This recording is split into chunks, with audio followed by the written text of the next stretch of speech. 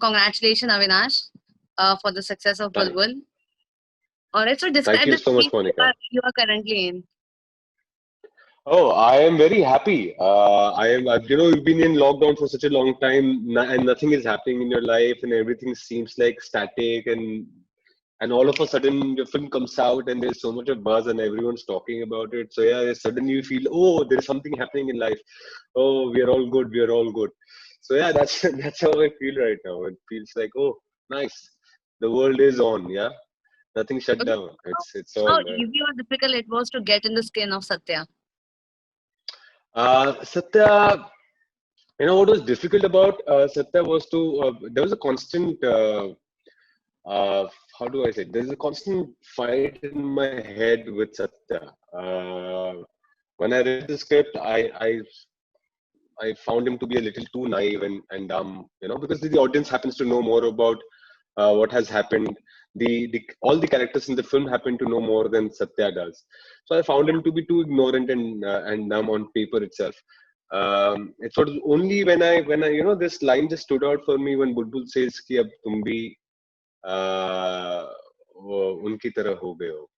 And I constantly had a fight in my head that he is doing everything right in from what I see, and how does he become an oppressor?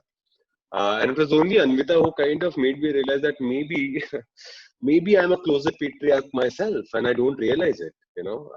Like Satya seems to be a closet patriarch, where he isn't doing anything wrong, but because of the conditioning, you just happen to do some things that are oppressive towards women, and that pricked me. I did not like that idea because in my head I was a feminist. I am a feminist, and it didn't work for me. So that was a constant battle that I really had to go with myself. And eventually, in the film, Satya happens to acknowledge that he's someone who has done wrong and probably, and which is why he leaves. And I just hope people who watch the film who kind of connect to Satya are able to see that, identify that they are one of the closet patriarchs as well, which I find everyone, most of the people around us are like that, and make that shift from being this patriarch to really understanding that women have equal rights and equal power.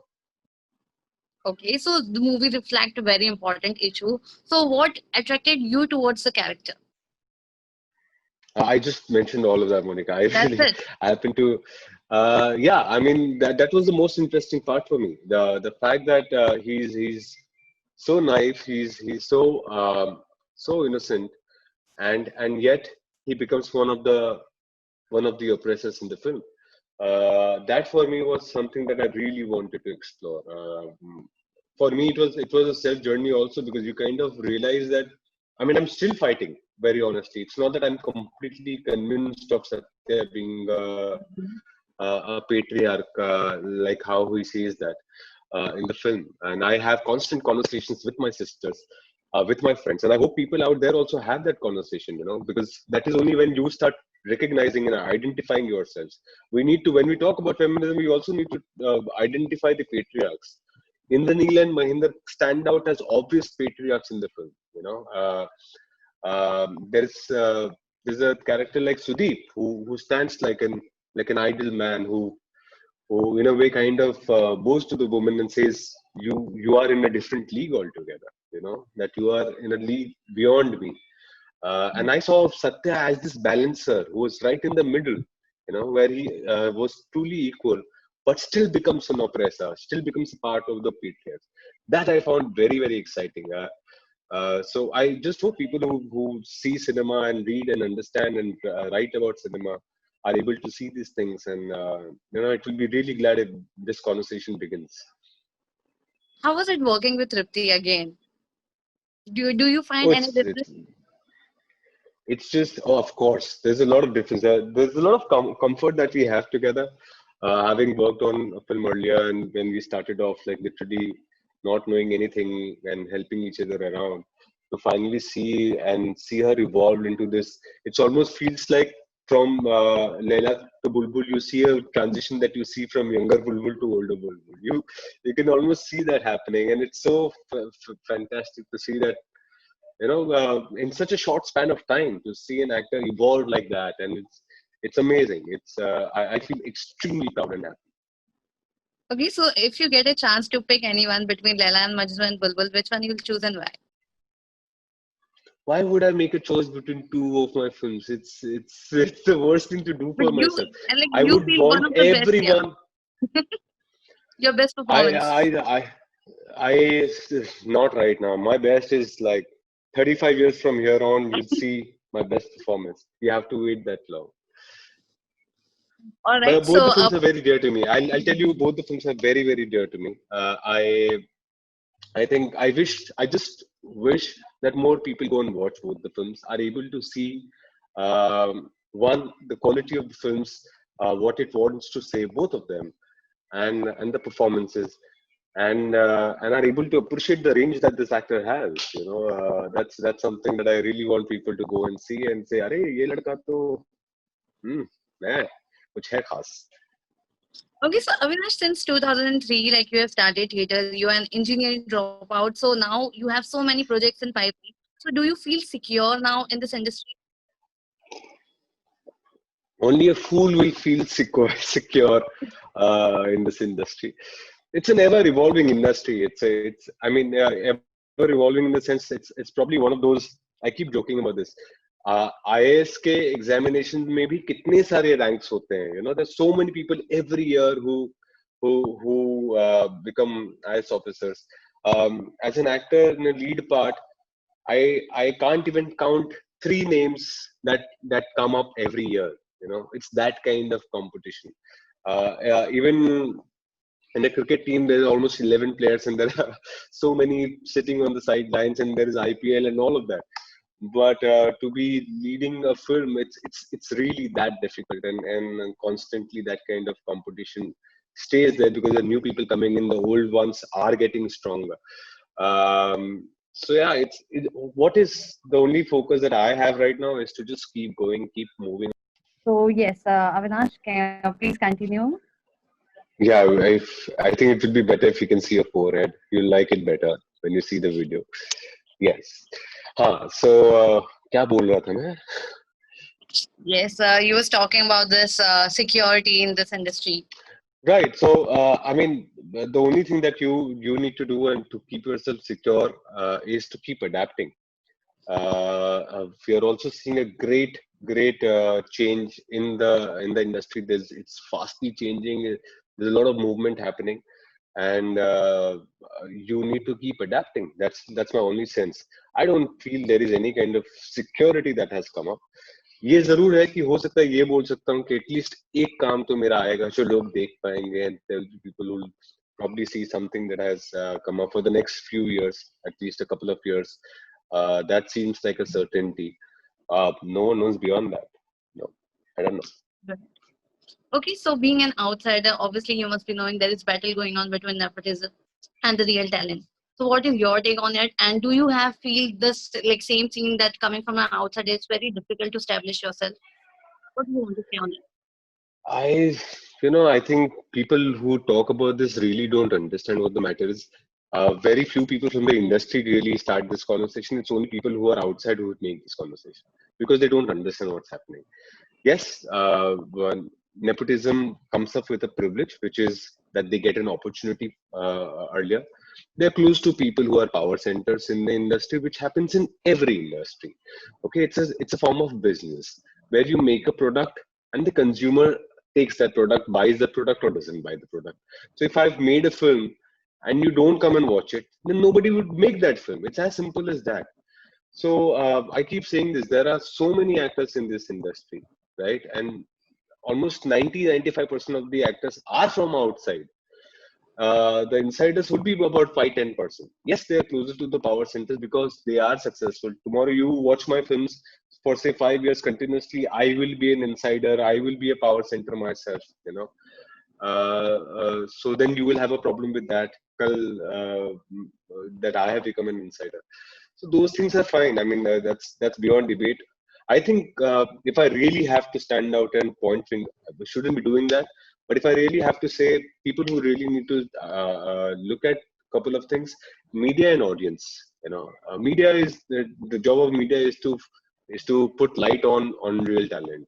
Okay, and if media starts following people who are just there because naam hai, to media doesn't have the right then to question nepotism.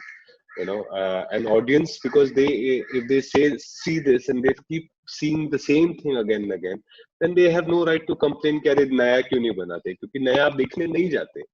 You know, so it's both these things. If they are able to sort ways out and the industry functions differently, things will change, of course.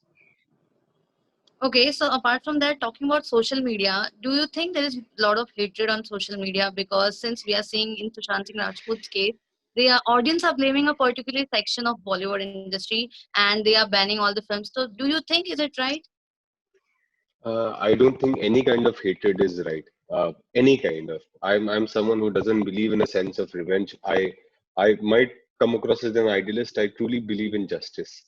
And blaming someone without any information, you don't know what has happened, without really understanding, is just wastage of energy. If you really care for the outsiders, go and watch their films. Stop hating people who are insiders. That doesn't make any sense. You know, just go and जितना आप हम नकारने में या इसमें अपनी मेहनत लगाते हैं, उतना दूसरों को सराहने में, उनकी प्रशंसा करने में लगाएं, तो चीजें अपने आप बदल जाएगी. We as a country are you know, people who have made idols. We in our gods also, we kind of make idols, and that's the way we motivate and inspire people. So find the right idols and create them and back them, rather than spreading hatred anywhere. I personally am not very someone who aligns with the thought. But anyway, जिसको जो करना है कर सकता है. It's a free country, freedom of speech, freedom of expression. As long as आप किसी का बुरा ना कर दो, all good. You want to spread hatred, go and do it. Right. Okay. And apart from this, do you want to say anything for Sushant Singh Rajput? This was obviously it shocked the entire nation. So what do you want to So say? I personally didn't know him. I never got a chance to meet him. I've seen him through his films. You know, as an actor, I've always, you know, you get inspired when you see people. I remember when I was testing. There was a point when Kai Poche was to be made with a different production house, and I had tested for the film. And eventually, it got made in a different production house, and he happened to do it. So you know, you get inspired. You feel like, oh wow, someone has gone ahead and done it. So he's always been inspiring, and to lose him is of course extremely sad. I don't know the reasons for it. I would hardly make a comment to it about it. I just hope that the best way to give him a tribute would be to follow what he really stood for, and what he stood for was excellence and always keep evolving and adapting yourself. And if I could, as a fellow actor, take something from him, it would be that I would keep inspiring myself and say, you know what, keep evolving. There was a guy who was doing that and who really inspired you. So yeah, that's what I think about it. Okay, apart from that, recently, since we know yesterday, 59 Chinese apps are banned in India, including TikTok as well, which has like massive fan following and huge popularity in India. So, what do you want Yeah. to say on this ban of this TikTok app? Well, I don't know what the reasons for the government is to do it. I could understand people being asked online to, you know, with a certain sentiment. I could understand the sentiment. I really have no knowledge about why the government has decided to do it, and I'm sure if the government has decided to do it, it has its valid reason. I really don't know what comment to make on it. I'll just follow whatever is decided by the government. Okay, in coming 5 years, where do you see yourself? That I'm still acting. And I'm still standing here and you're here to interview me. I keep saying this, Monica. I keep saying this. I'm here for the next 35 years for sure. You know, it's something that I've promised myself that this is all I know. This is all I like to do. This is what I want to do, and I'll keep doing it as long as I can. And it is 35 years for sure. So मुझे ये नहीं पता कि ये laptop उस वक्त रहेगा, ये प्लेटफॉर्म्स रहेंगे, क्या रहेगा, मैं रहूंगा जरूर. That's a promise I've made to myself. That's what I know for sure. And how was it working with Anushka as a producer of this Bulbul? And what do you want to say about her, like giving chance for the talents?